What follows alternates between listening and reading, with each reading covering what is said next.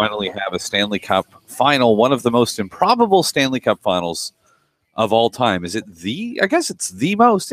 Come on. Yeah, this is the most improbable Stanley Cup final matchup of all time. Of course it is. You've got an expansion team against the Washington Capitals, the perennial playoff disappointment Washington Capitals. It's amazing. It is fantastic. It is so exciting, and I can't wait.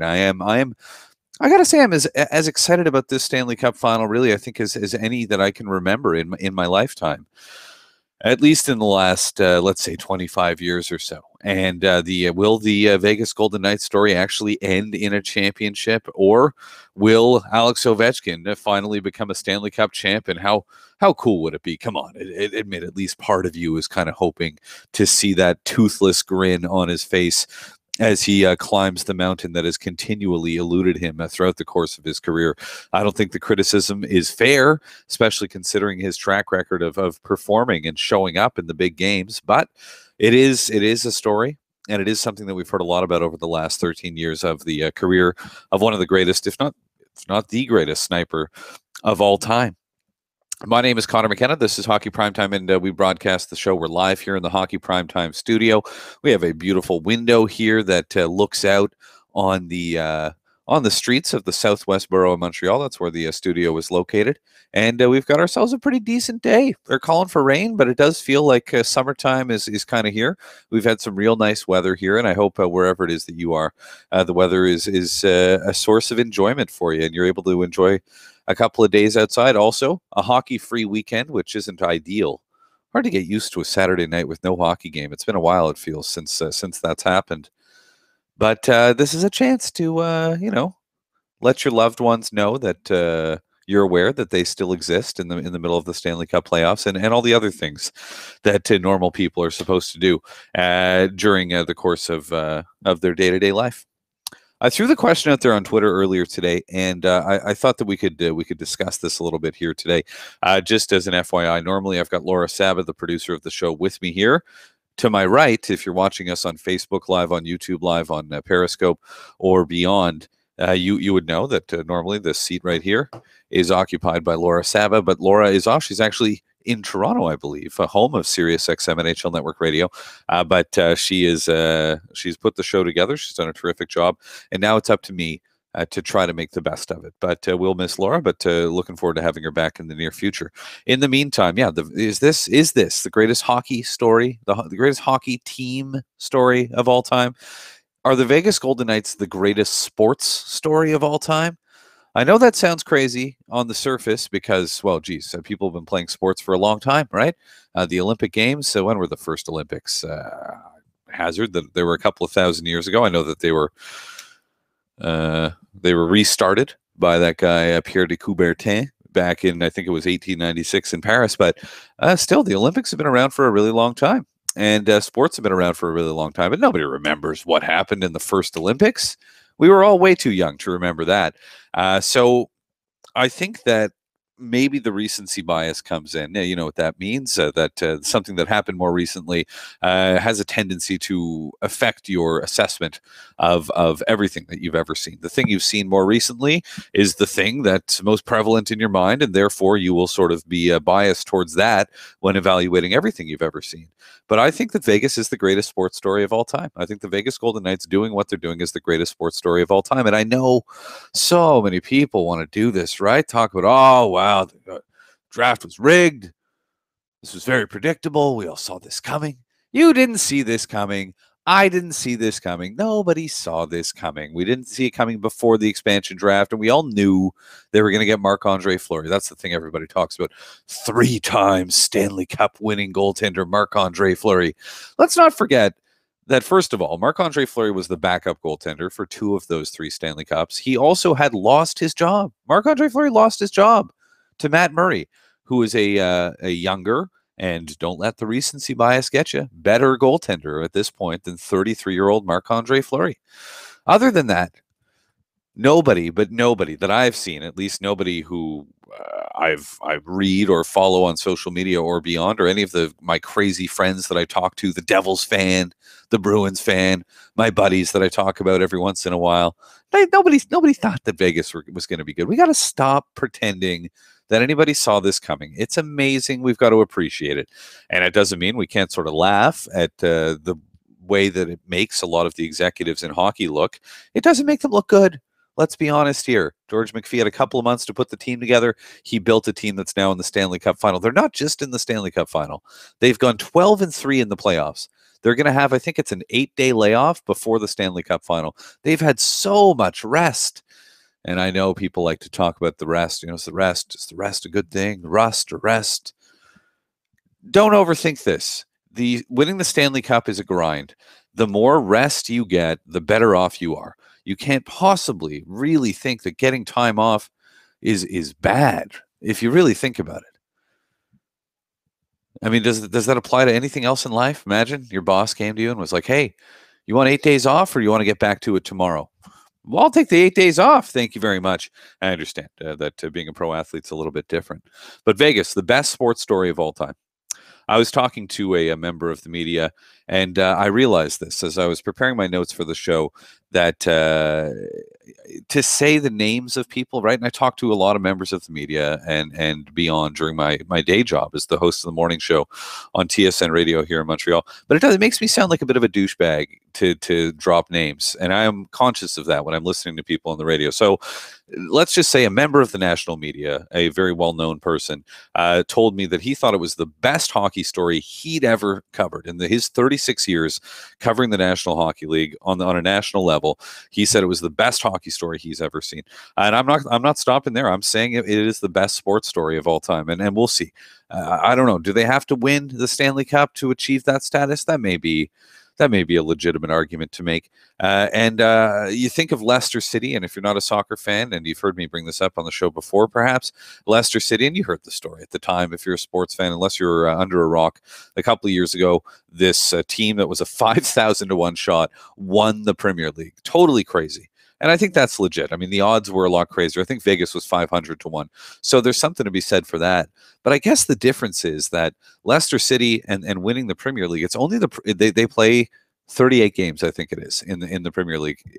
That's whatever. I mean, that's the season, right? They play 38 games and then the tournament starts to determine the champion. It's just a regular season. Whoever wins the regular season is the champion.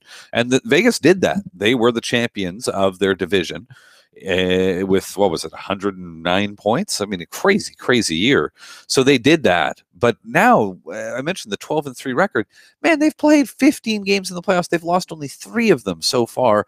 And here they are in the Stanley Cup final. So for me, that sort of puts it over the top. But we heard from some of our listeners, and you're free to weigh in if you'd like to on Twitter with this rundown of what you think might be a better sports story than the Vegas Golden Knights making the Stanley Cup final, which I have, I think, right here at the top of my list. So let's go here. Mohammed says, there's nothing better in sports history than what Vegas has done this year. With that being said, though, LeBron James leading the Cavaliers from a 3-1 series deficit against a 73-9 team to capture a championship for the city of Cleveland for the first time in 52 years. I got to give it to you, Mohammed. That's a great suggestion. Again, I will agree with you that it's not as good as the Vegas story, but that was amazing what LeBron and the Cavaliers did a couple of years ago. They're still alive today. He had himself a bit of a game last night. Chris weighs in. He says Leicester City, and it's not even close. The list goes on and on here with more people weighing in. We've got I like this one from Peter. It's just a photo of the Mighty Ducks, not the Anaheim Ducks, not the Anaheim Mighty Ducks. The Mighty Ducks, Gordon Bombay and the goalie Goldberg and the rest of the kids from the movie, The Mighty Ducks. Thank you for that. Appreciate you. That is a fantastic suggestion, though. But I'm talking real life, real teams. Sean says the 1980 U.S. hockey team, the Miracle on Ice, and then he goes on to say that the draft process made this easy for the Vegas Golden Knights to achieve. Talks about a 3-time Stanley Cup winning goalie in Marc-Andre Fleury. I understand that he has 3 rings, but he was the backup for 2 of those. Anyway, You know who else a 3-time Stanley Cup winning goaltender? Andy Moog, who was the backup in Edmonton for 3 of their Stanley Cup wins. Nobody remembers Andy Moog as a 3-time Stanley Cup winning goaltender, but technically he is one. The same way that Marc-Andre Fleury is, although Fleury did start and made that epic save at the end of the 2009 Stanley Cup championship to beat the Red Wings. But that's neither here nor there. The 1980 Miracle on Ice is cool, and it's a great achievement, and it's a great story, but it's just one game. I understand it's a tournament, but the fact that they got to the gold medal game, at least, I don't know, I wasn't born yet, but as far as I'm aware, that wasn't the miracle. The miracle was that they overcame the mighty Soviets and beat them. But they beat them in one game. It wasn't a best of 7. It wasn't an 82-game grind and then the Stanley Cup playoffs. It was amazing. Don't get me wrong. The Miracle on Ice is one of the great all-time hockey stories, and it's been immortalized in that movie. But I can't say that the Miracle on Ice is up there. Other suggestions coming in. The 93 Montreal Canadiens, 10 overtime wins in a row during the playoffs. That is absolutely crazy. That's Alberto who weighs in with that one. Maybe that's got to be up there, but that was a nice roster they had there.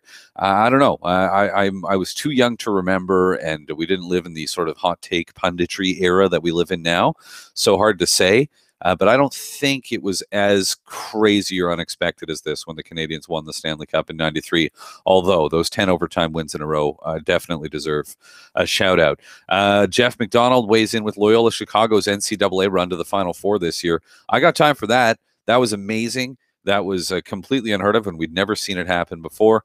And I think that's a totally legitimate suggestion from Jeff McDonald. I'm not a huge college basketball guy, so maybe that's why it wasn't at the forefront for me. But I think Loyola Chicago definitely deserves a little bit of a mention.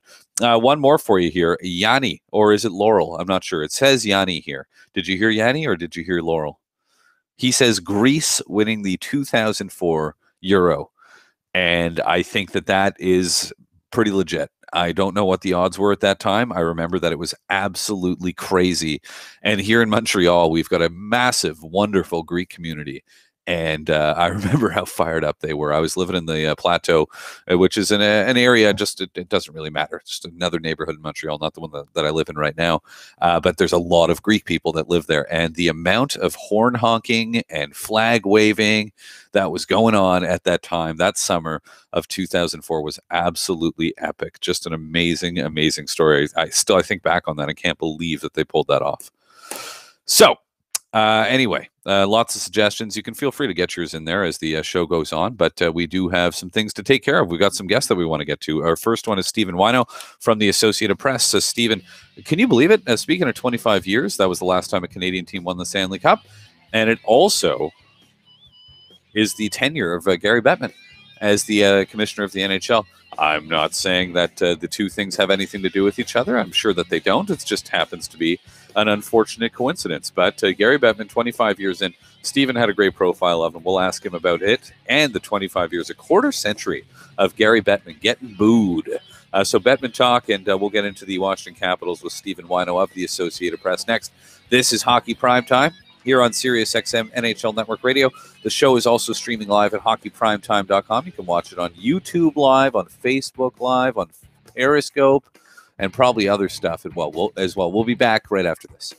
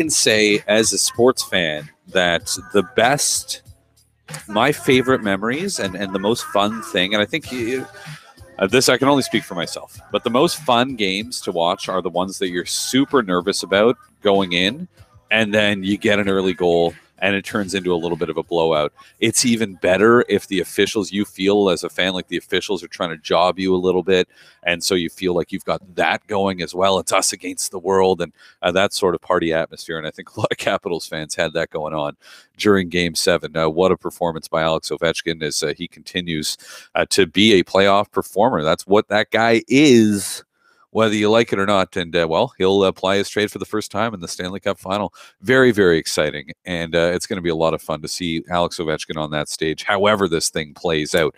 With more on the Washington Capitals and to go around the National Hockey League, it is a pleasure to welcome back to the show, covering the NHL and the world of sports at large for the Associated Press in the D.C. area, Stephen Whyno. How you doing, man?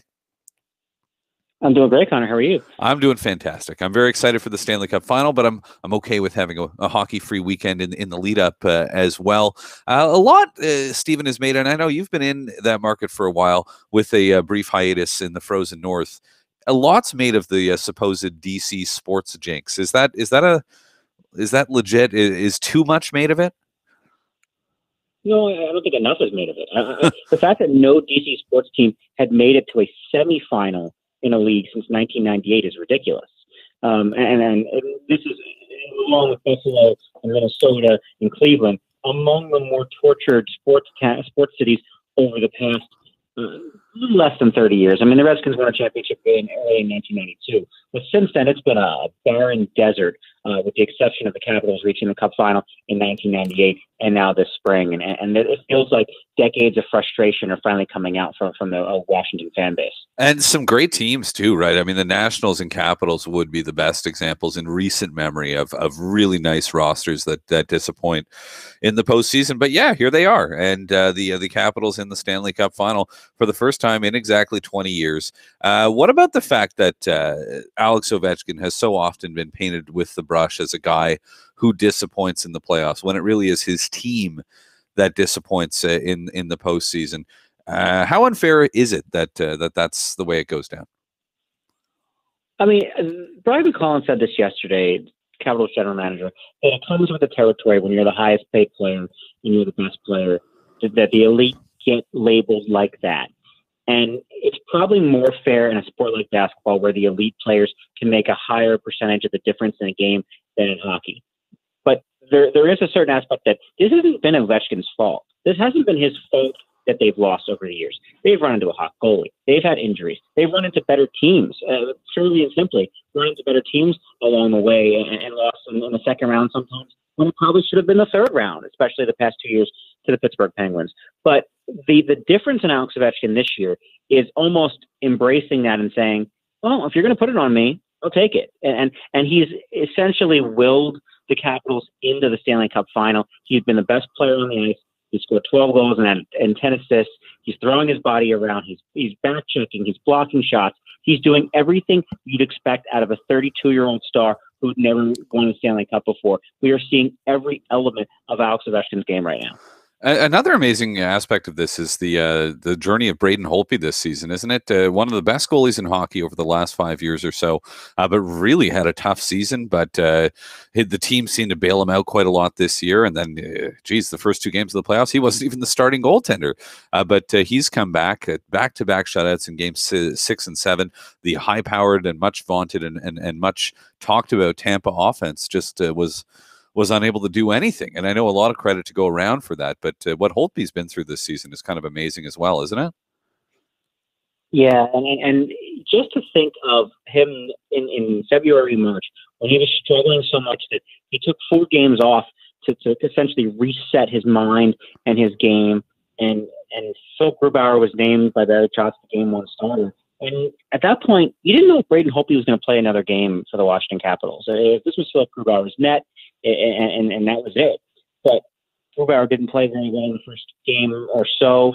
For Barry Trotz made the change to Braden Holtby midway through game 2, and it's been lights out since. I mean, this is the Braden Holtby we've seen in previous playoffs, and possibly even better. his entire career since he was a rookie in 2012 when he was counted on to start the playoffs after injury after injury. Michael Neuwirth got hurt. Thomas Vokoun got hurt. He was all of a sudden in that game one of the playoffs as a kid. And he's been one of the best playoff goaltenders since that time. But for his to see it, the turnaround and just how drastic from not being able to stop a beach ball at the end of February to now, it looks like there's cellophane around the net because he's just been able to stop everything with a little bit of help from defensemen clearing the puck out from the crease. But this is a guy who he very rarely has given up a bad goal during these playoffs, and he looks basically impenetrable right now. And, well, I mean, look, there's so many guys that we could talk about here. We've got Stephen Whyno of the Associated Press on the line, covering the Washington Capitals, the Stanley Cup Final, and the National Hockey League for Associated Press, the world of sports in D.C., a great sports town with a lot of good teams right now. I guess the last guy I wanted to ask you about is Dmitry Orlov, who has been such a pleasure to watch. And I know this is a guy who's been around for a while, came into the league with really high expectations, a massive skill level. And I don't watch this team as closely as you do. I'm not watching as many regular season games, certainly. But Orlov's been a revelation to me. That pairing him and Niskanen have been, I think, one of the best, if not the best, pairing in the Stanley Cup playoffs so far. Has this been kind of a coming out party for Dmitry Orlov these playoffs? I think it's been an evolution of his game, and he is probably the most improved player on this team. From 2 or 3 years ago, when he missed an entire season with a wrist injury. Before that, he was a very high event player. Think Jake Gardner, that kind of player where he could make plays, but he could also cost you plays. He'd throw the puck in the middle of the ice, and it'd be a turnover. He would try so many different things, and that's dangerous as a player unless you have the skating ability to make up for it. And working under Todd Reardon and Barry Trotz, Dmitry Orlov has legitimately become a top pairing defenseman in the NHL to where you see what he can do in the offensive zone, and you don't notice him in the defensive zone because he's not turning the puck over. And we've seen this over the past couple of years, really the past 3 seasons now, where Barry Trotz 2 years ago was willing to let him go through every mistake and kept him in the lineup. And last year there were fewer mistakes. And this year there are almost none of those kind of mistakes. And now on this stage, you're getting a chance to see kind of the growth of a player. And defensemen, we always say, take longer to develop than forwards when they're young. But Dmitry Orlov, certainly you can see from tape of his game from 3 years ago to now, he is an entirely different player. And the Capitals seem to be an entirely different team right now. And you've covered this team for most of this 13-year Alexander Ovechkin era, President's Trophies, division championships, and playoff disappointments. This year, a lot of talk about how it's different. It feels different, and that was even before they overcame the Penguins and before they got to the Stanley Cup final. But now here they are. I know you wrote about Barry Trotz, the fact that he doesn't have a contract and what's going on with him. Does this really sort of all start with the head coach?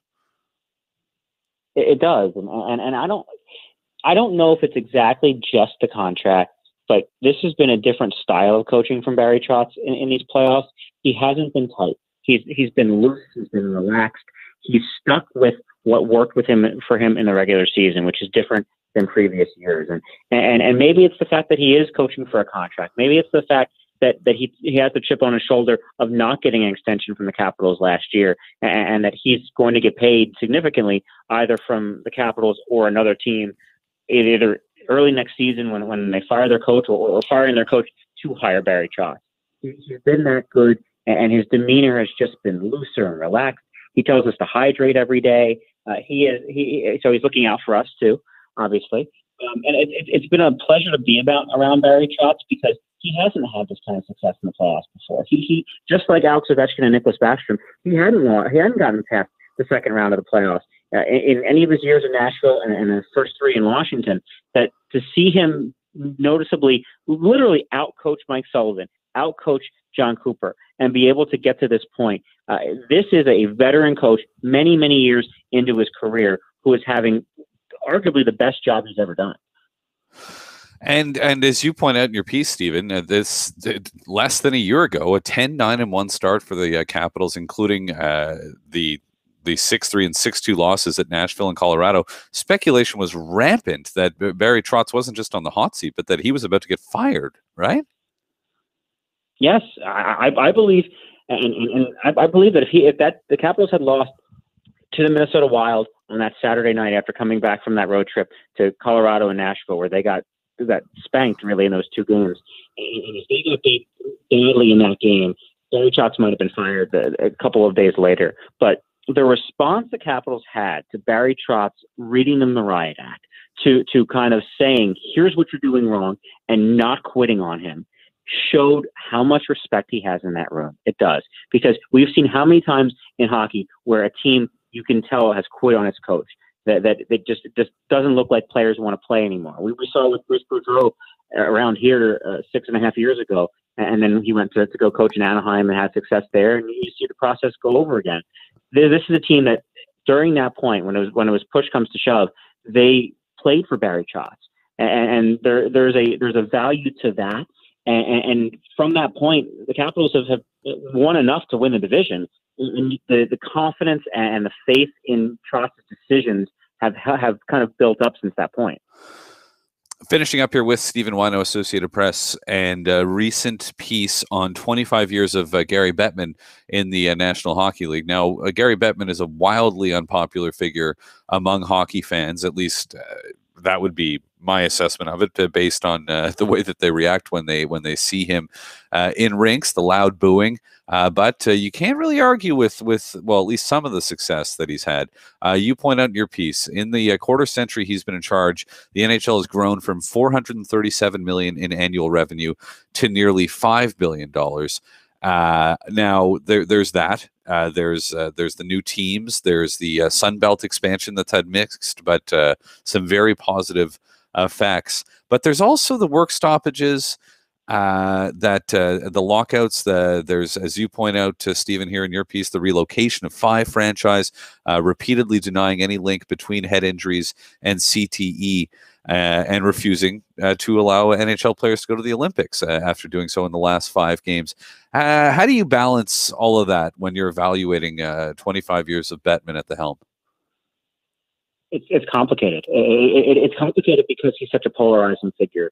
You could talk to people who are among the owners who love him and will follow him through a wall, and you talk to players and Players Association people and fans who think he's the devil. And the real truth is somewhere in between. He's done a lot of great things for the game. He's done a lot of bad things for the game. He believes, I believe that his decisions are what he thinks are right. Now, you can interpret that however you want, and people will say it's not worth losing a season for any of this stuff, and that's a fair criticism of him. He has believed it's worth it for the long-term health of the game, for the lockouts, for what he's had to say legally about head injuries and the litigation the league is facing right now. But there's the criticism of that, the booing. It's warranted at times, and I think he's willing to accept that, because when you get paid what you get paid as a commissioner of a league, and you're in that spot as a CEO, you have to understand the brunt is on you. And I think he does get that. He's willing to take the punches. He's willing to take the criticism, because he thinks what he's done all along is correct. He believes Quebec City and Winnipeg had to move. He believes the last resort was moving Atlanta to Winnipeg. And he's, at least in the past decade and a half, really since that Hartford move and the Colorado move, has been very consistent on, we don't want to move franchises. There was a rough few years at the start where people really still don't like him, I know in Canada, for moving those teams. But he has taken a commitment in recent years to help Buffalo and Edmonton and Florida, Tampa Bay, Arizona, all get better owners, all shore up arena situations. And I think when you look back in history at Gary Bettman's, what probably will be 30 plus years at the helm of the NHL, there's a lot of good and bad, but I think you'd say he guided the league to a more modern stance in the United States, and the positives probably in the long run outweigh the negatives. All right, and before I let you go, the real question, the real important question, June 9th, Justify, Triple Crown, is it going to happen? I don't think so, and my skepticism comes from watching that horse in the Preakness, and just how if it would have been another few strides, he probably would have lost. I'd like to think I'm wrong. I'd like to think Bob Baffert knows what he's doing, and jockey Mike Smith told me the other day that he still thinks that horse had more in him to be able to, and potentially in a couple weeks now, last a mile and a half. But there's going to be challengers who are better bred to run a mile and a half, and I think it's going to be tough sledding for Justify to get there. Stephen, thank you for your time, man. I appreciate it. Thanks, Connor. Talk to you soon. There's Stephen Whyno, Associated Press. This is Hockey Primetime. My name's Conor McKenna. What do we have going on? We got 48 plus, 6? So 54 hours. 54 hours to go until the Stanley Cup Final starts. Can you wait? Are you going to be able to fill the void in your life with something meaningful? I'm going to go see Deadpool. That's my plan. Joe Smith from The Athletic is coming up next. Let's talk Tampa Bay Lightning. They're done. What went wrong? Did that team peak too early? Joe's around the corner is going to be joining us next. This is Hockey Primetime on SiriusXM NHL Network Radio. You can also stream the show free of charge, always, at hockeyprimetime.com. We'll be back right after this.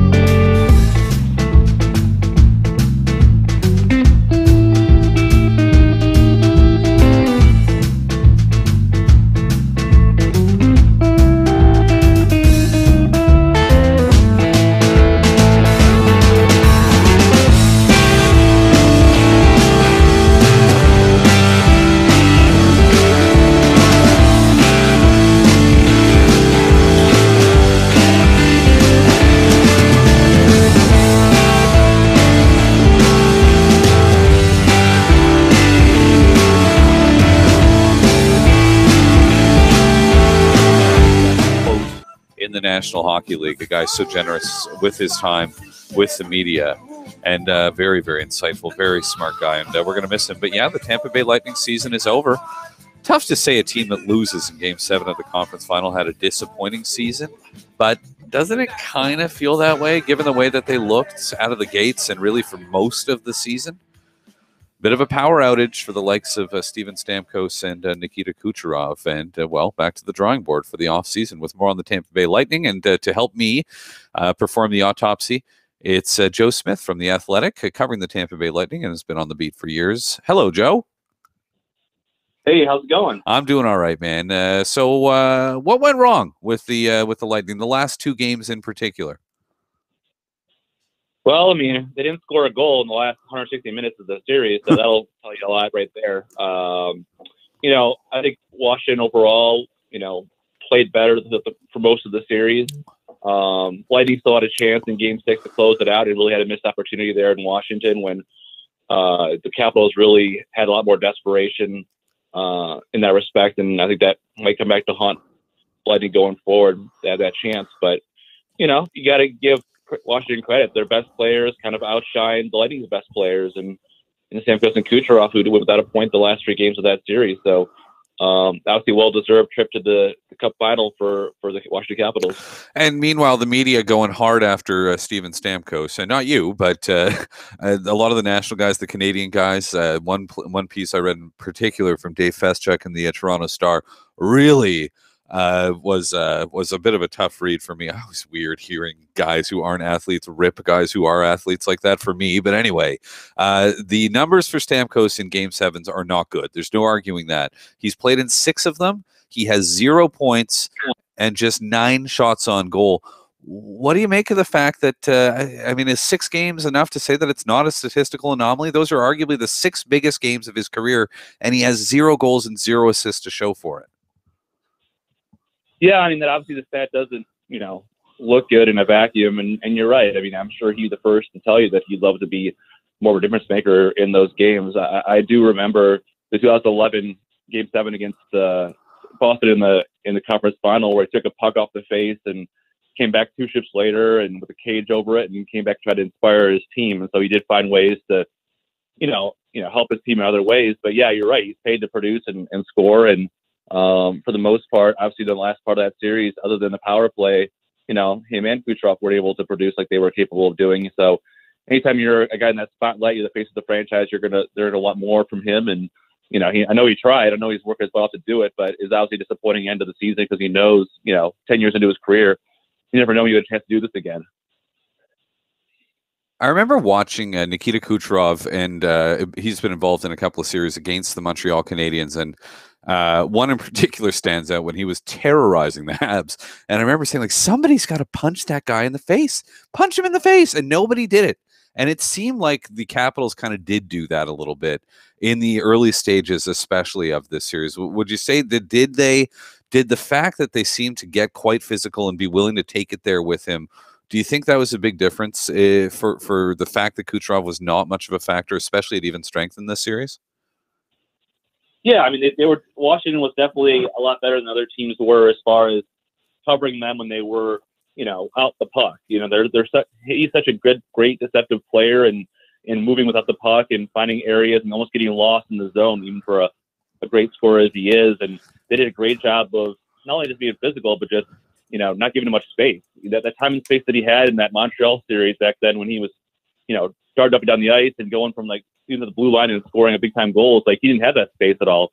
And he didn't work enough, hard enough to get to that space when he had that opportunity. So they did a good job of trying to frustrate him. And as one of the game's top scorers, even those guys get frustrated and let it get to him a little bit. But credit to Washington for the defense that they played, and when Holtby was challenged, he came up and rose to the occasion.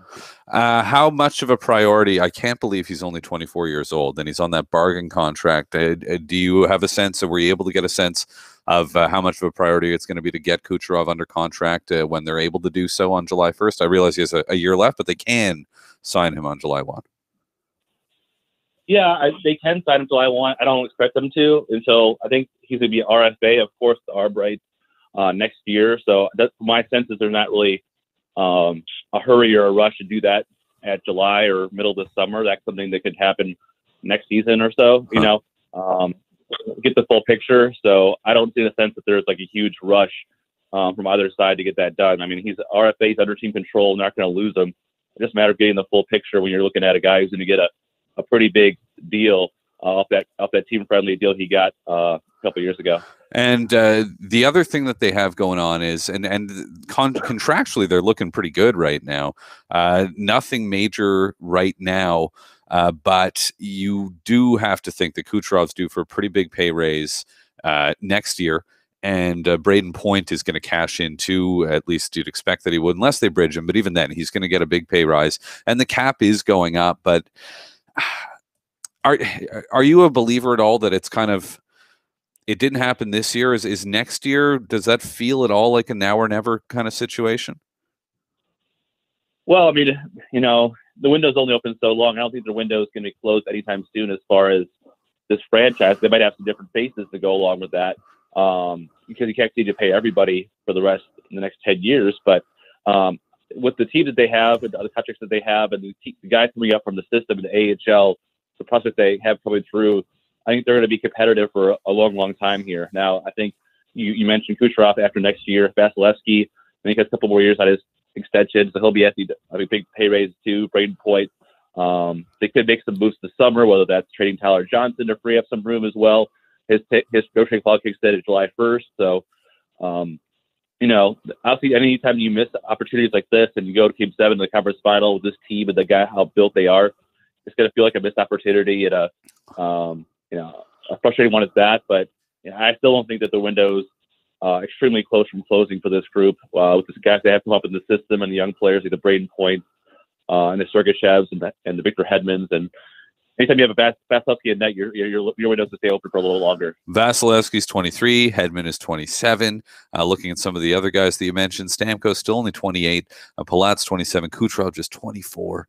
And then you look at the guys that they have coming up, and this is another thing I wondered about, because they've got Cal Foote, Alexander Volkov, Mitchell Stevens, Boris Kachuk, Taylor Radish, and probably some other guys that I've never heard of. But how many of those guys do you think are going to be slotting into the lineup maybe as soon as next year? I mean, I think, early, still too early for Cal Foote, though he'll be a really good one. His draft year was last year. I think you might see a guy like a Radish or a Stevens potentially next year. They're just coming out, and Stevens just had his first pro season. You can see a guy like Eric Chernak, the right side defenseman they got in the Ben Bishop trade with LA, who you didn't mention. He might get a shot to play at some point next year. But you saw what Anthony Cirelli did in his first pro year, and it was part of the big playoff run that they've had. He was taking key faceoffs and playing penalty kill minutes there. So, you're right that, a guy like Volkov too, he was the last cut in camp this year.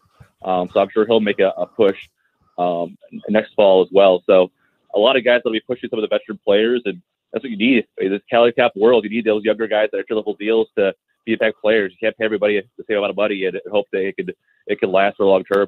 And we're talking Tampa Bay Lightning here with Joe Smith, covering the team from for the Athletic.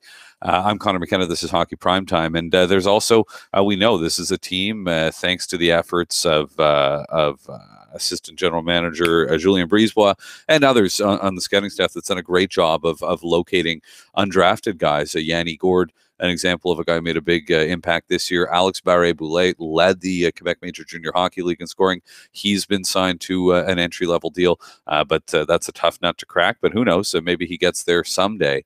But this is a franchise that's done a terrific job. Let's not forget that Mikhail Sergachev is also only 19 years old. So an embarrassment of riches of young players that are on the way up, and a bit of a model franchise, I think, when it comes to that. So other than that, and going back to the here and now, Joe, when it comes to breakup day or locker room clean out day or whatever we want to call it, was there any big reveals, anything of note in particular to you? Well, I mean, on the injury front, Steve Yzerman said a couple players with significant injuries that might require surgery. One of them is Ryan Callahan, who will have shoulder surgery at some point this summer. We don't know how long it'll keep him out for, or whether it'll affect his ability to be back for training camp, but he entered that in December, and it bothered him throughout the course of the playoffs. So we don't know who the other player is that had a significant injury he played through and might need surgery. So that was an interesting side note that happens a lot of times at exit interview day. You find out guys who were playing through a lot more than you thought they were playing with, of course, of a playoff run. So that was interesting.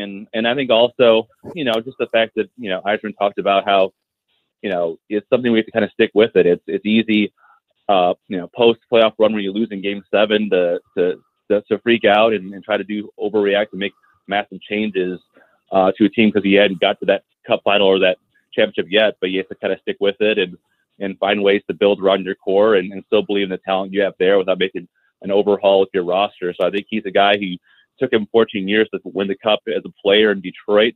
He's very patient, very methodical, and thoughtful how he does things. And so I think the natural reaction for fans is to freak out and want to make massive changes, but I think he's going to be more prudent about it and work around the edges and find ways to upgrade and try to get that missing piece that could help them get to the Cup next year. I know you guys are in for some crazy weather the next couple of days there in Tampa, so try to stay safe, stay dry, and thank you for your time all season long, Joe. We appreciate it. Hey, no problem. Anytime. We'll talk to you later this summer then. Cheers. Take care. That's Joe Smith from The Athletic. Yeah, Tropical Storm Alberto, man. It's starting already? Well, what's going on here? It's May. We got a hurricane coming to Florida. They're talking about right now. It's a tropical storm watch there. 30-mile-per-hour winds, and they say potential threat to life and property.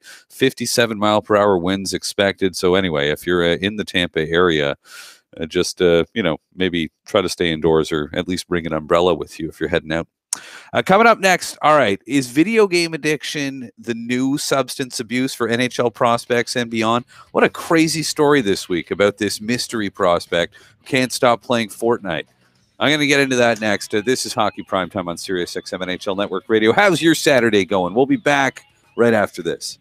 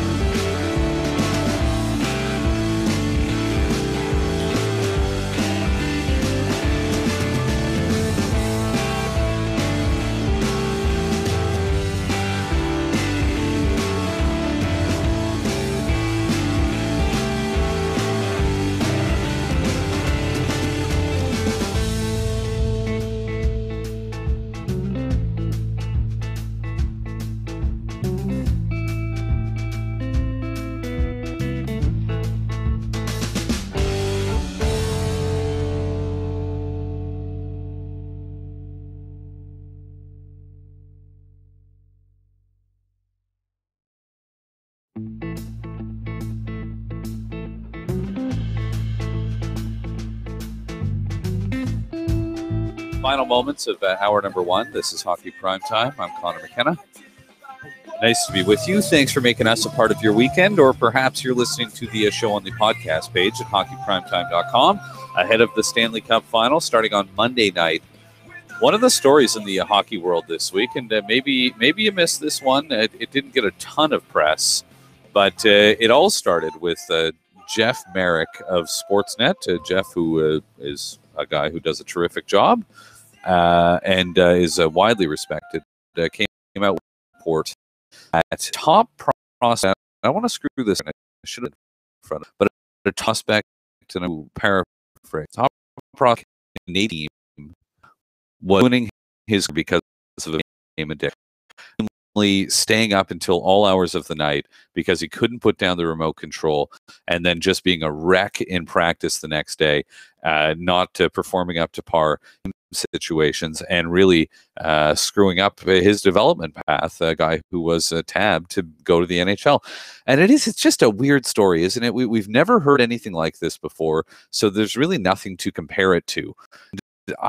There's a number. It brings up for me ethics in journalism.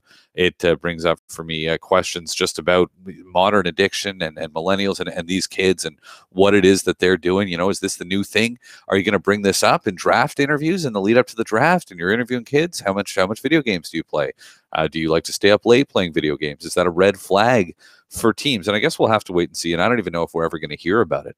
But there's a number of things about this that I just find to be just a fascinating story. Whenever there's a story like this and it's something that we've never heard before, I always find it to be a kind of an interesting thing to look at and study going forward. And I'll admit, at first I thought it was kind of funny. That was my first reaction. Come on, video games, give me a break. And listen, I mean, I'm no stranger to staying up late at night playing video games. This is one of my favorite things in the world to do. But I can't honestly say that it doesn't affect my ability to do my job. And where this comes in. The fact is that addiction isn't funny. And it shouldn't necessarily matter what the guy is addicted to. The question is how it affects their life, how it affects their professional and personal life, and what impact it has on their life as a whole. And it's a legitimate problem. I probably, chances are, if you're listening, you have or someone who has suffered from addiction or has had their life affected by somebody who suffered from addiction. 2 minutes. And that it's no laughing, it's a serious thing. Is it that different from drug addiction? I honestly, I don't know. This is sort of a sort of a wavy road that I don't know. It's a winding road and I'm not sure about it, but I do know this. And I saw a report came out that it was a Canucks prospect. The guy came out and reported for the Canadian press. Well, he's written for the Canadian press, the New York Times and elsewhere, that it was Canucks prospect Ole Juolevi. And I had heard that too. That was the rumor that I heard when it first came out. And I think probably a lot of you heard about this if you spend time on the internet. But unlike this dude, I didn't go with it. I didn't tweet it. I didn't talk about it on my show because this is a guy's livelihood you're talking about. I mean, you better be sure if you're going to come out and report it. Merrick immediately came out and quashed the report, which I'll take Jeff's word. I'd never heard of the other dude until the day that story came out. But you got to be really careful. 1 minute. Especially these days. And you're talking about someone's life. You're talking about someone's livelihood. You better get it right. Especially if you're a member of the media, especially if you've got a check mark next to your name on Twitter. This is your reputation that's on the line here as well. Anyway, whoever it is, I honestly wish him the best, and I hope he's able to get things back on track. It ain't over yet. You're still young. Maybe he's listening right now. Add me, my username, at Conor MTL on PSN. 30. Coming up next here, we are going to be talking to David Schoen. He's with the Las Vegas Review-Journal. We haven't talked enough Vegas nights. Let's get to that on the other side. This crazy, crazy story continues. David Schoen of the Las Vegas Review-Journal joins us next here on Hockey Primetime.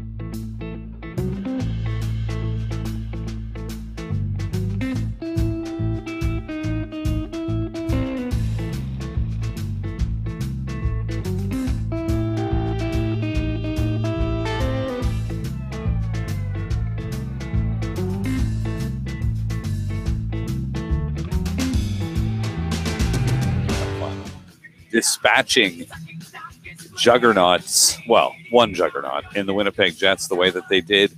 Geez, it was the Sharks that gave them the toughest time. They've only lost, 3 games total going through here to the Stanley Cup final. They're 12-3. They've had so much rest. And you know that there's plenty of ways to spend your leisure time, especially when you're an NHL player. But Vegas does offer excellent entertainment possibilities. So hopefully everybody's making the most of it. And finally, we're going to have a Stanley Cup final starting on Monday night. Man, oh man, the Vegas Golden Knights have had a lot of time off. Let's talk a little bit more about the Knights. Covering the team for the Las Vegas Review-Journal. A pleasure to welcome to the show David Schoen. David, welcome. Thanks for having me on, Connor. How you doing? I'm doing terrific and enjoying my hockey-free weekend and sort of the calm before the storm. What's it like in Vegas? Like, what level has the fever surrounding this team reached at this point? So I am at practice right now. My understanding is that people were lining up at 6:30 in the morning for an 11 a.m. practice to get into the building. Because they set a policy yesterday, too many people coming in. Fire marshal basically was like, we got to do something about the capacity here. It's out of control right now. It's so loud in the arena. I'm actually up in the restaurant right now trying to get away from the madness just so I can talk to you. I mean, it's really crazy. I mean, we've seen it, the whole season, the way that the city's rallied around it, and it's just kind of, exponentially grown here in the playoffs. It is amazing. And now, so here we are. We've got the Stanley Cup final starting on Monday night in Vegas, and I would love to see it. The atmosphere and the way that they're going to intro this too. The intros have been not as great as actually watching this team play, which is very entertaining. I think they've been pound for pound the most fun team to watch, just from an entertainment standpoint in the playoffs. But the entertainment surrounding the team's been fun too. How are they going to top themselves with the opening to Game 1 of the Stanley Cup Final? I have no idea. I'm sure they're going to do something. I can only imagine, Abraham Lincoln skating out there, some kind of crazy Washington, D.C. reference. But, I mean, it's kind of I think the New York Times here called it the show before the show. And, I mean, everybody seems to love it. I got a kick out of the whole jet thing. It looked like the old 1980s video game Galaga, with like the tractor beam and the plane getting split in half and all that crazy stuff. So, I mean, I'm sure they'll have, more people flying in from the rafters and crazy things, going on. But it's just all part of it. I mean, it's kind of they've embraced Vegas, right down to the social media, the pregame stuff, everything. Everything in Vegas is kind of a show. It's kind of about, being seen and a hot place to be.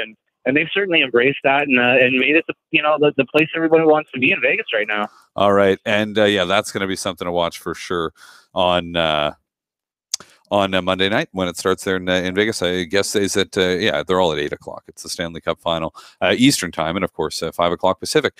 This is Hockey Primetime. My name is Conor McKenna.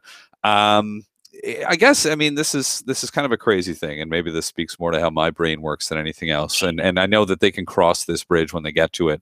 But do you, or have you ever wondered if fans are in a way like getting too much too soon? There's fan bases in the NHL that have gone literally their entire lifetimes without experiencing what Knights fans are experiencing in the first season of the team's existence. Yeah, I know that's kind of been an ongoing debate, I guess, in NHL circles about how much you kind of have to suffer as a fan base before you have a chance to win. I mean, I guess, you could argue, and I'll give you the flip side of somebody that lives in Vegas, is that, for however many years, Vegas was not basically allowed to kind of have a pro sports team. There was the stigma with sports betting and things like that. For a long time, it just kind of wasn't a big enough market. So if you've been here a while, I think you kind of feel like you've suffered in your own way. Certainly it's different than, if you're a Maple Leafs fan and, it's been 50 plus years and things like that since you've seen the Cup, in your town and for your team. But, I mean, I guess it's up for debate. I guess every fan base probably feels like, they've suffered in their own way before having a chance to win. Yeah, I mean, I don't count me among those who would suggest that there is somehow some rule about having to suffer before you succeed. What I meant more was like, could they become sort of victims of their own success or expectations in a way? Like going forward, whatever happens here 2 years from now, if they miss the playoffs, I guess that's sort of what I wonder about. But it's again, as I said, they'll cross that bridge when they get to it. In the meantime, this is, and I saw the lines for the stores. I mean, people are decked out in Knights gear, aren't they? Yeah, absolutely. I mean, you can't go to a supermarket, you can't drive anywhere without seeing a sticker, a shirt, a hat, something. Like the morning radio shows are doing parody songs of, Fleury and the players and things like that, which is always kind of the sure sign to me when it gets to, top 40 radio and they're talking about hockey. It's kind of taken over the town and things like that. I mean, it's been crazy really since day one. I mean, more than anything, I think maybe I touched on a little bit, is just, this town for so long just really wanted to have something to call its own. And obviously the success is added to it. And maybe to touch on your question before, we'll see in a couple of years, kind of how the foundation that they've laid this year, extends, if maybe they're struggling a little bit, things like that. But, the other side of it is they've got draft picks and they've got, a lot of guys locked up and they look pretty good actually for the future. And I'm not going to say that, they're going to be a Stanley Cup favorite next year, even though the books here already have them as an early favorite for next year. But, I really think, especially as long as number 29 is a net around here, they're going to have a chance to win. Yeah, it's still cliche about building from the goal out. And as long as Fleury is around and they, they've got guys around him, they're going to have a chance. So we'll see how it goes, but I don't expect the fervor really to slow down around here. Even when the Raiders get here, I still think this town, for what's happened this year, is really going to, kind of just be a hockey town going forward. That's awesome, and what a terrific story, and really, just it keeps going. It's not over yet. So here we are, and a number of things sort of come to mind here, and you mentioned the plan, because that was the plan. The plan was not for this to be happening, and George McPhee said so. Bill Foley said so. Even Gerard Gallant has admitted that he thought the bubble was going to burst at some point, but it just kept growing. But the plan was really to be good in 2-3 years, and they are still, as you point out there, David, pretty well set for that. The other thing that occurred to me listening to you talk about the way the town is going crazy for them is that, in a way, I don't know if we've ever seen this before, right? In Montreal, if you play for the Habs, the Canadians, and they're playing well and they're in the playoffs, you are really, in many ways, it doesn't even matter how they're doing. You're the toast of the town. Like, you are big time in this city. But we've never really seen that. And being the toast of the town as an athlete in Vegas it's kind of like, it sounds like it would be, first of all, a really fun place to be as an athlete in that situation. But we've never really seen that before, have we? No. I mean, I think the closest thing, around here was always UNLV basketball. For a long time, they were kind of a national power for college basketball. And that was kind of the hot spot. They had their little Gucci row, which is like the front seats. And it was, all about the, kind of where the pretty people sat and wanted to be seen and things like that. But this is really beyond anything that this town has experienced. I know Gerard Gallant told a story to the media the other day about how he's got a breakfast spot that he likes to go to. And I guess he's gone in there in the last couple of weeks. Everybody keeps trying to buy him breakfast. And he finally just said, look, if you guys are going to buy me breakfast, I'm not coming back. Which is quintessential Turk if you've met him and kind of know him, just very low key, doesn't want the spotlight and things like that. But that's really what it's gotten to. I mean, I had an interview with Fleury the other day and kind of asked him, what is it like being in this town and trying to go out? Can you take your daughters to the park? And he kind of laughed and he said, it's interesting because, from the start of the season, maybe he could, but now, stewardess, waitress, school teachers, everybody recognizes them. And it's much more difficult for him to kind of, I guess, be out in public, maybe, live a normal life. But, certainly they're grateful for that. And I don't think it's a burden or anything. But maybe it just, kind of goes to show how crazy this town has gotten for this team and how much they love it. How much of an advantage, David, do you think the amount of rest that the Knights have had, not just now, but really throughout the course of the playoffs, losing only 3 games? Yeah, I think maybe the totality of it maybe is the advantage. I'm kind of curious to see how Monday goes, and I guess the Capitals have, a pretty similar rest, but just the accumulation of it, I wonder if it starts to build up a little rustiness. Somebody like Fleury won't be seeing shots for a week, things like that. So it'll be interesting, but I think the reality is, I mean, anytime you get to this point in the season after an 82-game grind, you want as much rest as possible, and they've earned it in that sense. They swept the Kings, they earned that rest going into the Sharks series, and they handled the Jets in 5 games, so they kind of earned their right to heal up and get ready, study some tape and all that for the Caps. And the Caps have played 5 more games than them.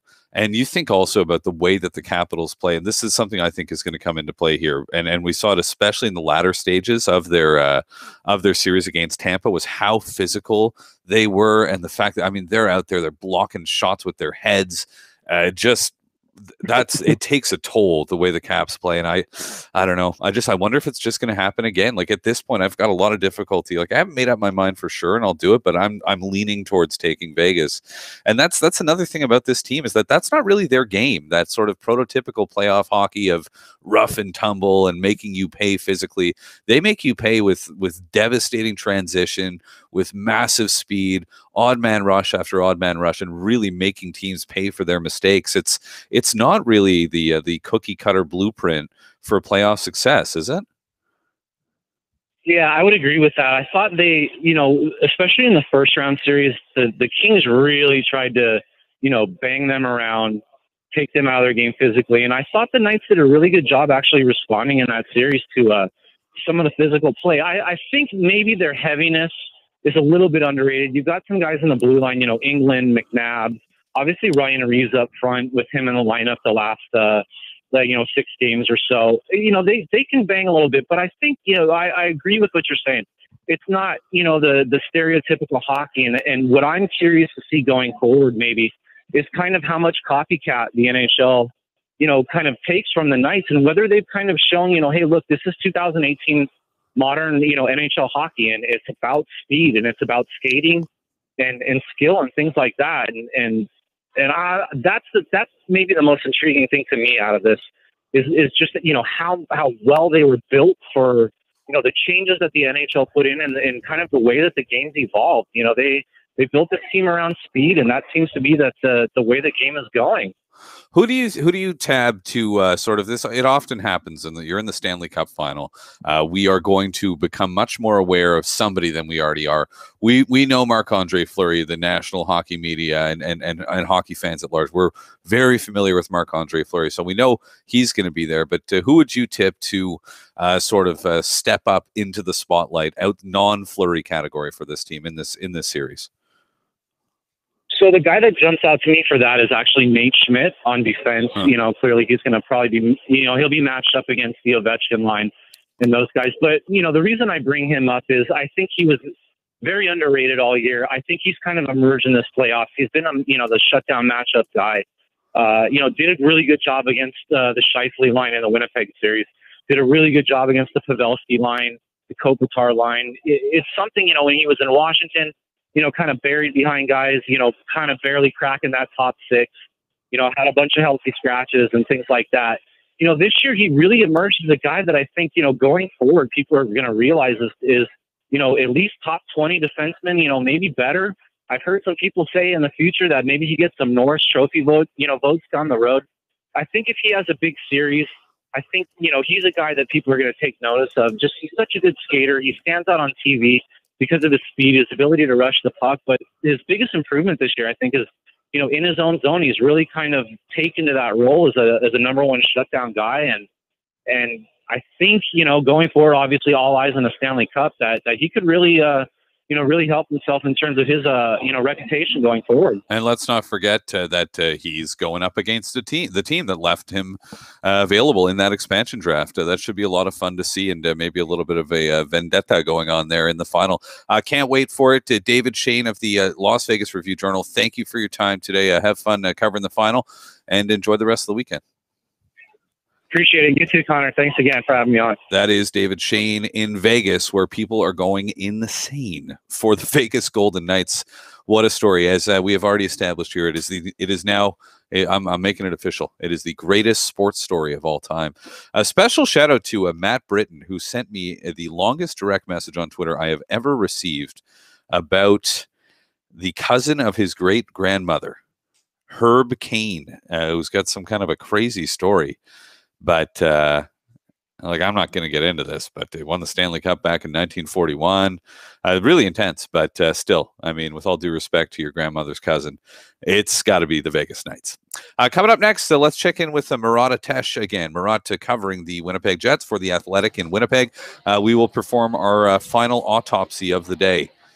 Why incision?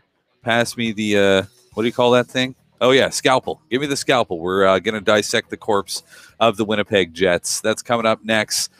Watch out for the scent of formaldehyde. That's right around the corner here. It's Hockey Primetime on Sirius XM NHL Network Radio, bringing you back to high school biology class here at hockeyprimetime.com.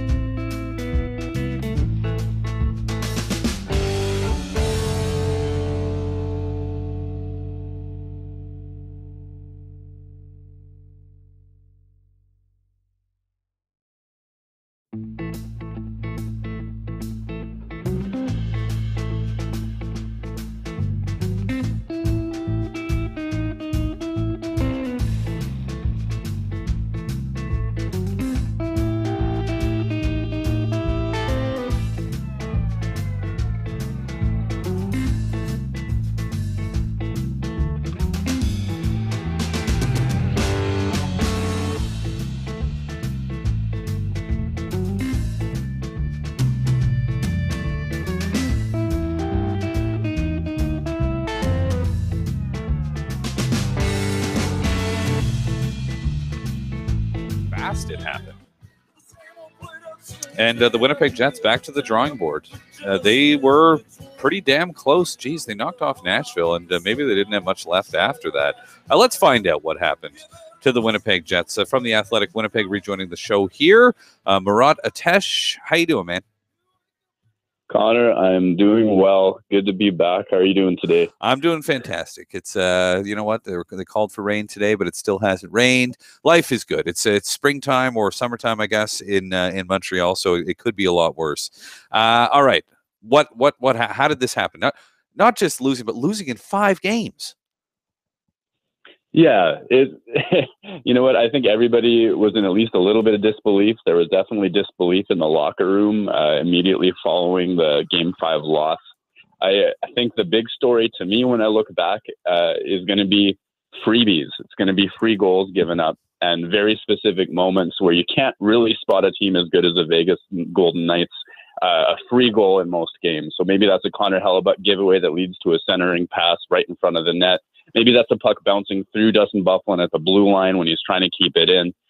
Maybe even in the final game, it's a breakout pass gone wrong, gone off a skate, goes right to Alex Tuck. And you can control the flow of play as much as you want, control the expected goals and Corsi and advanced stats. But if in those particular moments you're giving up free goals like that, I don't think you can. I don't think you can win a series, and Vegas certainly knows how to create those opportunities. And yeah, make you pay. Like, I know the goals you're referring to there. You got the James Neal goal, right, where he just ended up with an open net after a really smart heads-up pass by, was it Eric Holla, and Riley Smith off the rush with that. It's a bad bounce over Dustin Byfuglien's stick. A lot of days that could go the other way, and he keeps it in, and maybe you have another series that just in retrospect felt like such a massive moment. But look, I mean, the other thing we got to mention here, right, is I know we like to talk about all kinds of stuff and different things and reasons for stuff, but like Marc-Andre Fleury, 947 save percentage in the playoffs and lights out again in this series. That's huge. Absolutely. Yeah. If there's one person who you want to point at or one player whose performance led to the Vegas Golden Knights moving on to the Stanley Cup final, definitely Marc-Andre Fleury, since he was making a crop his own work, superlative, and I'm quite frankly, I rewatched Pile just to try to make sense of them. Some of them, honestly, look fortunate. Some of them look just like a guy who is playing the hockey of his life. On his way to the rink on Game 5, I was just walking down the same street in Winnipeg as he was approaching, and he noticed a whole bunch of fans kind of creeping and trying to take pictures with him without him knowing. And he stopped, turned back, took selfies with everybody, had a good laugh with all the fans. And this was before one of the biggest games of his career on the way to the Stanley Cup final. So, yeah, I think he's calm, and I think he's dialed in. And I think he had, he may never play that well again, and that's okay. He deserves credit for what just happened and what might continue to happen in the finals. And, when you talk about Fleury's demeanor, too, think about the path. This guy's been around for so long. He has been through everything. He's been beaten up. He was god-awful. And frankly, I mean, I'm not trying to be harsh. I know he's the nicest guy and everybody loves him.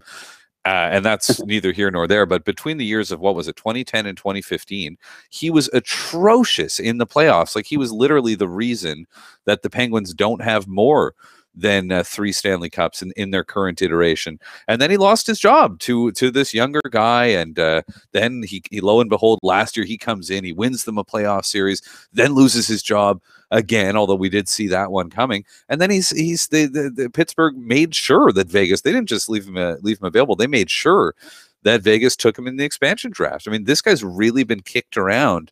And now you look at where right now it feels like he's mature. He's been through so much that he's like playing with house money. Doesn't it feel that way?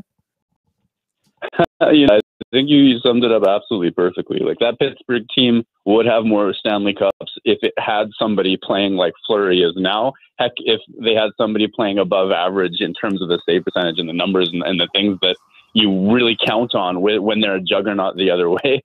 And yeah, they tripped over themselves to ensure their succession plan, and Matt Murray was going to take over. And Fleury fooled us all. He made fools of us all, I guess. He's never been above 930 through the playoffs in his entire NHL career. Now he's at 947. And if you look at the goals saved above average, it's him, and then it's basically the Grand Canyon, and then every other goalie who's played in the NHL this season. It's just remarkable and good for him. I hope he enjoys it. It's just one of the wildest parts of a story that is probably the best and most interesting, and we're going to be scratching our heads about it for a long time in sports. It's even now, before the finals have started, anything could happen. We'll still look at this as pretty amazing. It is. It's going to be fascinating to see if the bubble, and if it does, then if people start saying, well, it's because they had 8 days off and he was hot, then it cooled down. Anyway, who knows? But it's going to be fun to see the future. And to get back to the Jets, sorry for the Marc-Andre Fleury tangent there. Let's get it back to the Jets. Is this a fair statement? The future is bright for this team. I think that's an absolutely fair statement. The challenge, I think, if you're a general manager like Cheveldayoff is in Winnipeg is to make the read of, is your success real? Is it sustainable? Is it something that's long term, or are you a little bit of a flash in the pan? And I think that he made the right read 2/3 of the way through the season when the underlying numbers were supporting the record in going out and getting Paul Stastny. I think it was a really sharp bet on a team that was good and could go deep. Obviously, they wouldn't be happy with the overall results. I'm sure they want to be playing one more round. But they made the right read, saying that this was a strong underlying numbers team, a strong record. Everything was going, a little bit of center depth, and what an acquisition that was. Moving forward now, it's about how long is this team going to be good for, and how good can it get? So when you have Connor Hellebuck on needing a new contract, Jacob Trouba, Josh Morrissey, that's your starting goaltender, who's a huge part of your success and your top pairing. You also have the Paul Stastny question. I think they're going to talk. I sincerely think that they're going to try and they're going to explore, but I don't know if anyone will, I don't know if Stastny will ever be in a better position to lock down big money in his 30s than he would be after the season that he just had and the playoffs that he just had. Huh.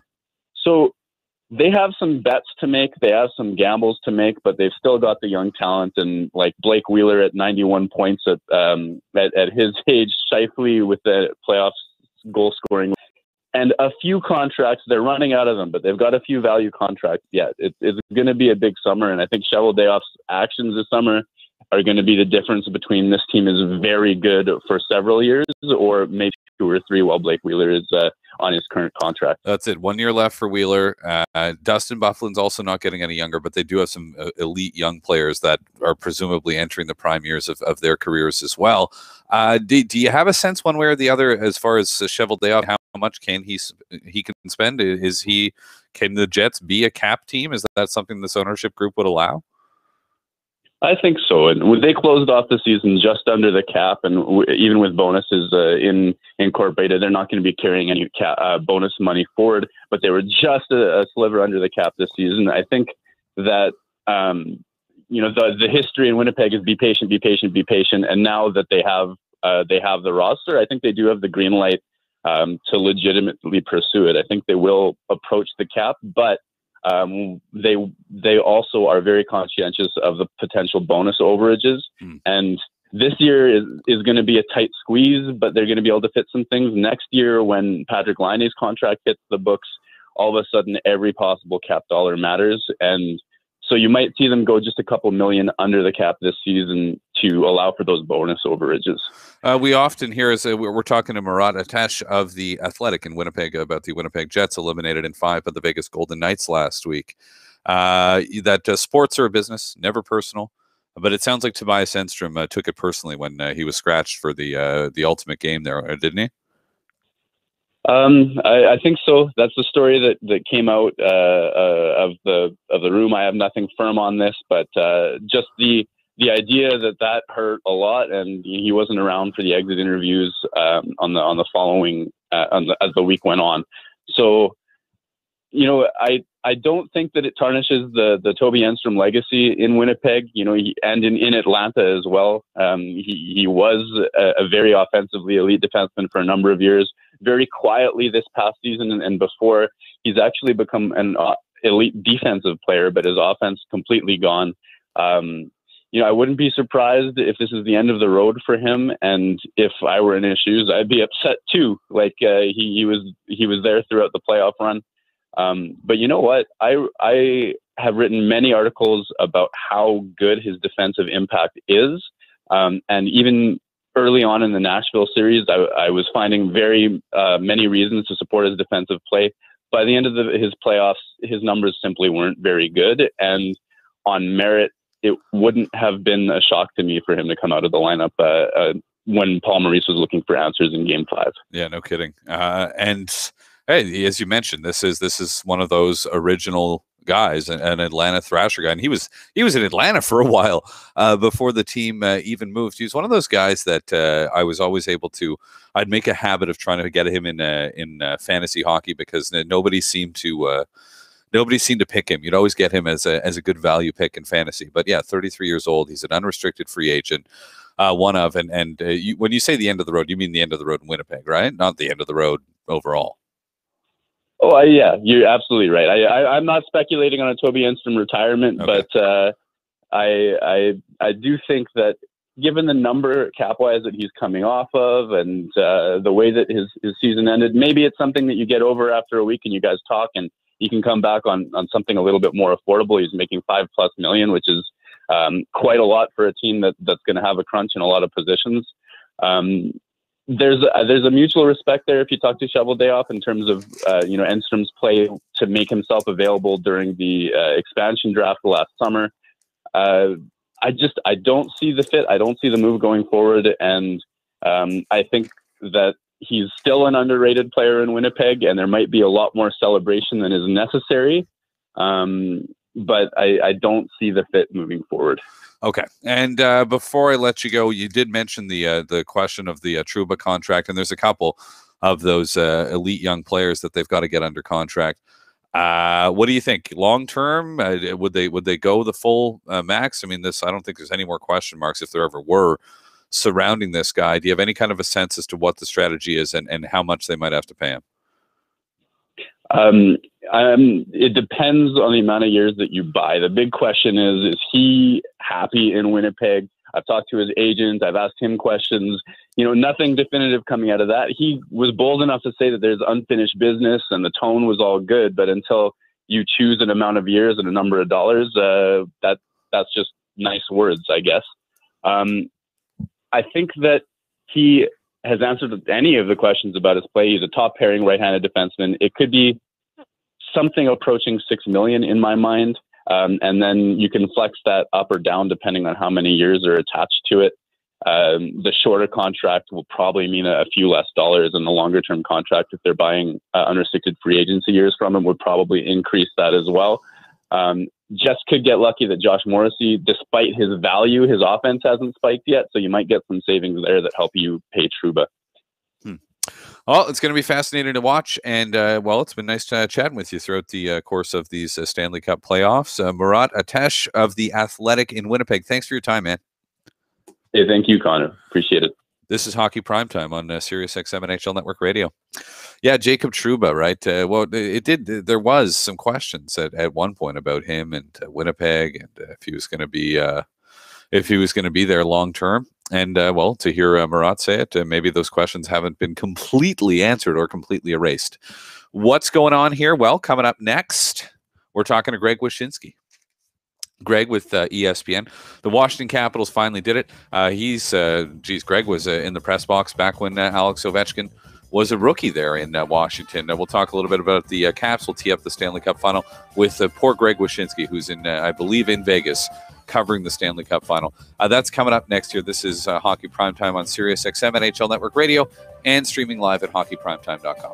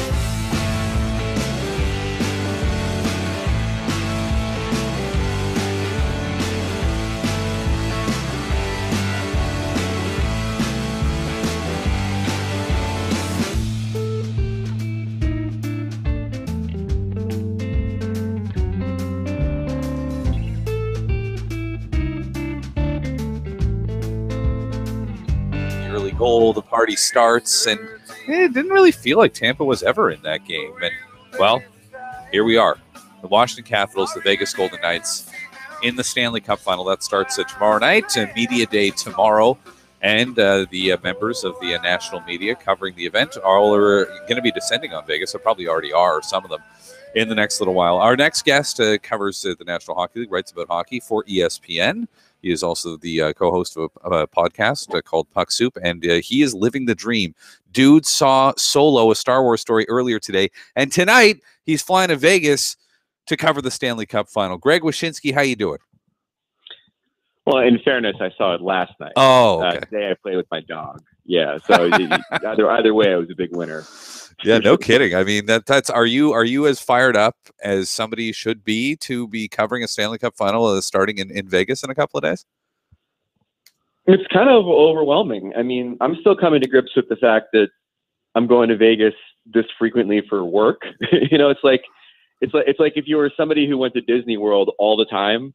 And then all of a sudden there was a NHL team in Disney World and you had to go there and go to media day and, cover games and you're looking around, you're like, I've come here so often and been so drunk here and lost so much money here.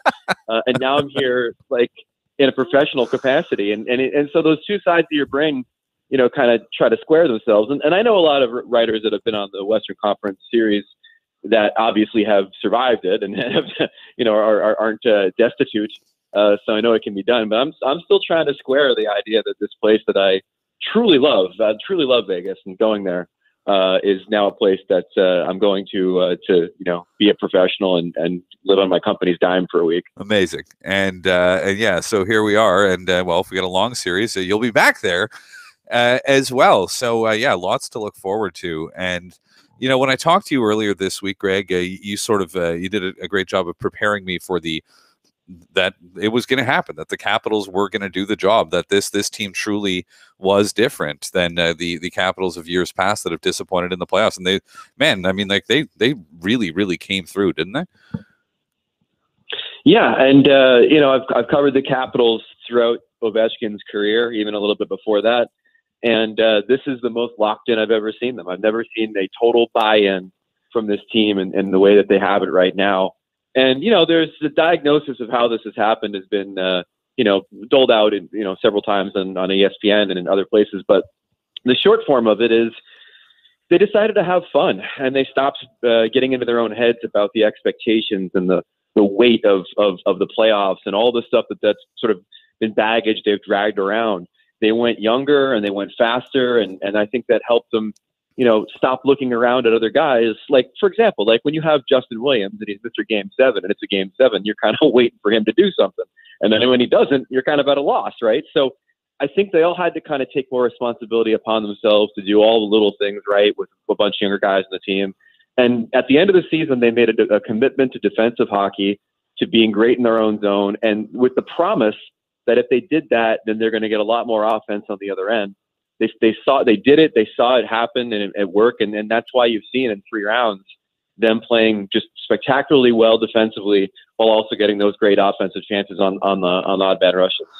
With Greg Wishynski of ESPN covering the Stanley Cup Final and the world of hockey at large at ESPN, along with the likes of Emily Kaplan, Chris Peters, and others. How do you think they match up? How do you think this Capitals team, this sort of rough and tumble, well, at least that's how they appeared to me at times in that series, with a really more of a finesse group? Although feel free to disagree with either of those assessments. But how do you feel these two teams match up? I think the Knights can bring the physicality when they need to, and I think the Capitals are actually a team that can win in a couple different ways. I thought they knuckled up at the right time against the Lightning and really, punched them in the mouth, for lack of a better term, and the Lightning didn't recover from it, despite being a pretty tough team themselves. I think they match up well. The Holtby versus Fleury matchup's a really intriguing one. The role of Marc-Andre Fleury as Capitals tormentor has been maybe overplayed a little bit. If you look at his numbers, they've not been incredible against the Capitals through the years. He's just won a lot against them and in very big spots. And Holtby, the last 2 games, has been just incredible. I mean, Capitals fans have been waiting for his entire career to see him win a playoff series almost on his own, and pitching back-to-back shutouts in 2 elimination games, I think, fits that bill. They match up well. I have the Caps in 6. It's a function of maybe having covered them more than I've covered the Knights this year and just seeing how well they're playing. And there's just a sense, I think, one, that Ovechkin is going to will this thing into existence, that he, sensing how close he is to this cup, that, he's starting to become sort of an unstoppable force in these playoffs. And then 2, I should have taken my own medicine in that Lightning series. I've been saying for years that all that had to happen was for the road to be clear to the Penguins, and this Capitals team can win a cup. And I didn't think they'd clear the road themselves, right? Someone else would have to do it in the first round. But the fact of the matter is that once they got past that point and that burden was lifted, this team is playing as good as I've ever seen them play. And I think that's going to continue for another round. This is all very compelling, Greg, but Vegas also team of destiny, no? Well, I don't know, man. You have 2 compelling teams of destiny. I was just talking to somebody about this the other day, about how I can't remember a cup final where, you kind of go into it sometimes with a rooting interest. You'd like to see one team beat another, maybe because you'd rather cover that angle of the story or whatever. It's the first time I can remember where either team wins and you're just like, wow, this is a fantastic story. Yeah. Like expansion team of destiny, put together out of whole cloth, didn't exist last year, trying to prove everybody wrong, trying to prove the punditry wrong and their old teams wrong. And the fact that you can put this thing together, and it's such an amazing story. And then on top of that, obviously I've covered the Knights going back to the beginning of the season when their home opener is only a few days after the shooting on the Strip, and what this team means to that town. There's a ton of reasons why you think it could be the Knights year. And then, like I wrote for the Capitals this week, I mean, you look at the other side of it, and it's been, over 20, I think it's 91 was the last time that Washington, D.C. had a championship with the Redskins. And then you look at the way the Capitals have gone through these playoffs, where they beat John Tortorella, then they beat the Penguins, then they beat a bunch of ex-Rangers and Chris Kunitz, and now they've got a chance to beat George McPhee, a guy who put half this team together, and Fleury, who is sort of the last vestige of those Penguins teams that used to torment them. So it's set up on both sides for it to be sort of team of destiny, and it's remarkable to see. I don't remember another series that felt like that. And the possibility of seeing Alex Ovechkin, and maybe it does the possibility of making people like Don Cherry unhappy. The possibility of Alex Ovechkin lifting the Stanley Cup over his head and flashing that toothless grin. I mean, as a hockey fan, I got to say that's something that I could totally get on board with. But you're right. I would also, if Vegas wins the Stanley Cup as an expansion team, that would be amazing. It is. It's the rare win-win for somebody who has no rooting interest. So it should be a lot of fun.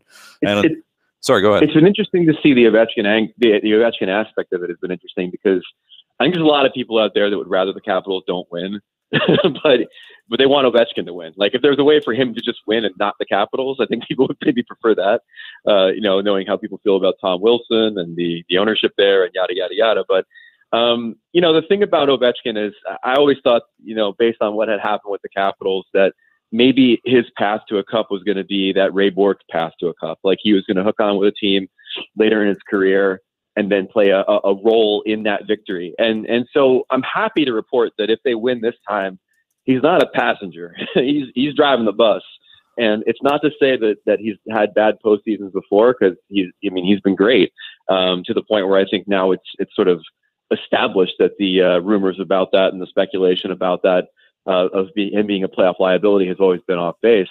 But he's just been so impactful in the way that he scored this year in the playoffs. Having a hand in 3 game-winning goals against the Penguins, scoring 2 back-breaking goals and 1 and 2 against the Lightning, and then scoring the goal in Game 7 a minute 2 into the game. I mean, it's not as if he's just compiling points.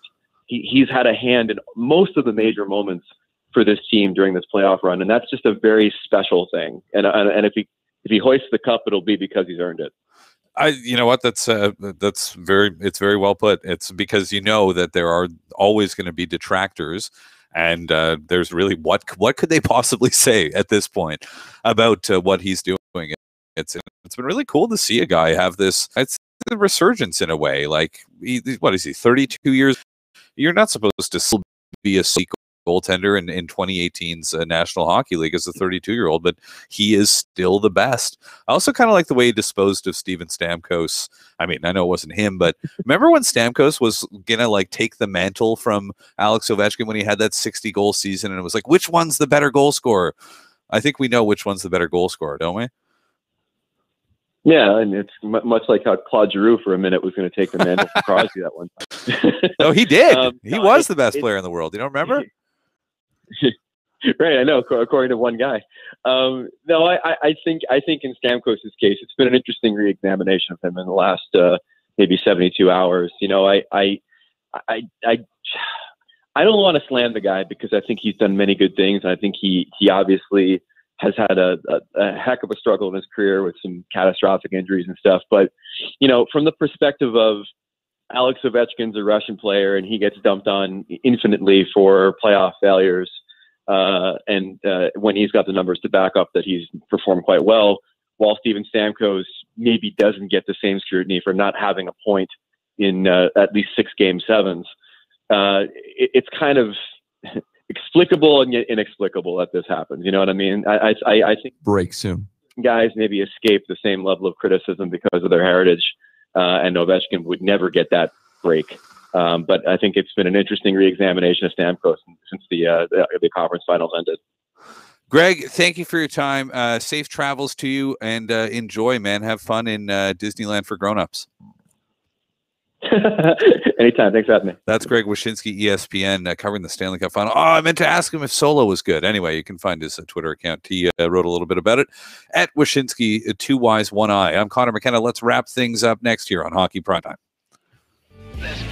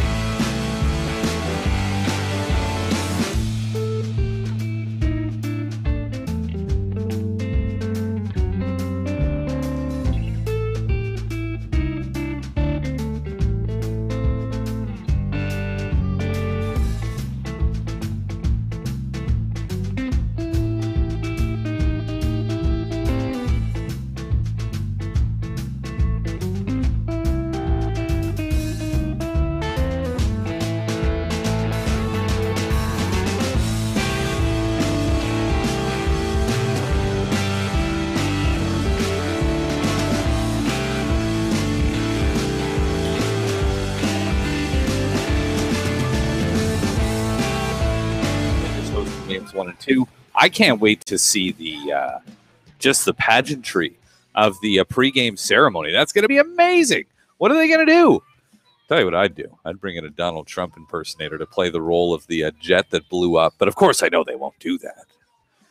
You don't want to alienate 40% of the population in that country. I understand, but it would be hilarious. Come on, at least part of you has to admit that would be a little bit funny. You saw the they've done the shark thing, they've done the jet thing, they've done the king thing as well. Anyway, either way, it's going to be a lot of fun to see how they light it up and do it the way that only Vegas can. What a great experience that must be to be in Vegas right now and getting on board this Vegas Golden Knights bandwagon. I wanted to mention this since we heard the news the other day. Was it yesterday that the news broke that John Van Beesbroek was hired by USA Hockey to take over for executive director Pat Keller? So the new executive director of USA Hockey is John Van Beesbroek. Now, I don't know John Van Beesbroek personally. I'm just going to give you my take on this. I don't think it's a good look for USA Hockey. This is an organization that only recently, I believe it was, for the first time had a black player play for them at the World Juniors. That, remember, recently also had this dispute with the female players for the national team. They didn't want to pay them the same that the men were making, and that was eventually resolved. And things are looking good. I mean, for USA Hockey, you look at the players that they've got, and it's a shame we didn't get to see them at the Winter Olympics last year because they've got a hell of a team. They've got so many great young players right now, young American players, and that's great. But hiring John Van Beesbroek, and to give you a little bit of a background here, and I know it was a long time ago, okay, but John Van Beesbroek used to be a junior coach, and when he was a junior coach, he got into a lot of trouble. Back in 2003, he had to step down as GM and coach of the Sault Ste. Marie Greyhounds for using a racial slur to describe Trevor Daley, who was a player on the team, the captain, in fact, of his team at the time. There was a $50,000 fine given to the Greyhounds, still the stiffest, I believe, in OHL history. And I know that was 15 years ago. 2 minutes. But I also know that as far as I'm aware, and based on the research I've done, that John Van Beesbroek never personally apologized to Trevor Daley. He did the whole, it's not me, that's not me, I'm not that guy excuse. Listen, I'm not saying that somebody who does something like that can't ever be forgiven and cannot make amends. But I do think that USA Hockey can find somebody who is as qualified as John Van Beesbroek is to run their program who has not done that before. And it's just not a good look for USA Hockey. I think that's a tough stance to disagree with. Again, I'm not trying to get up on a soapbox and be a social justice warrior here, but it just seems to me that USA Hockey, with all the strides they've made, positive strides in the last couple of years, this feels like a step backwards. You can find somebody who has never very publicly used a very nasty racial slur to describe a player on his team. And I'm not even going to get into the rumors about this guy and his playing days and his views and how he was viewed by teammates. But anyway, come on, USA Hockey. You can find a qualified candidate, an American candidate, who has not ever done that before. I'm sure you can. Anyway, thank you to Jesse Ralph, our technical producer. Thank you to Laura Saba, the producer of the show, our executive producer, Sam Wu, I should say. Sorry about that. My name's Conor McKenna. Enjoy the Stanley Cup Final. Thanks for hanging out with us today. And we will talk to you again next Saturday. Have a great weekend.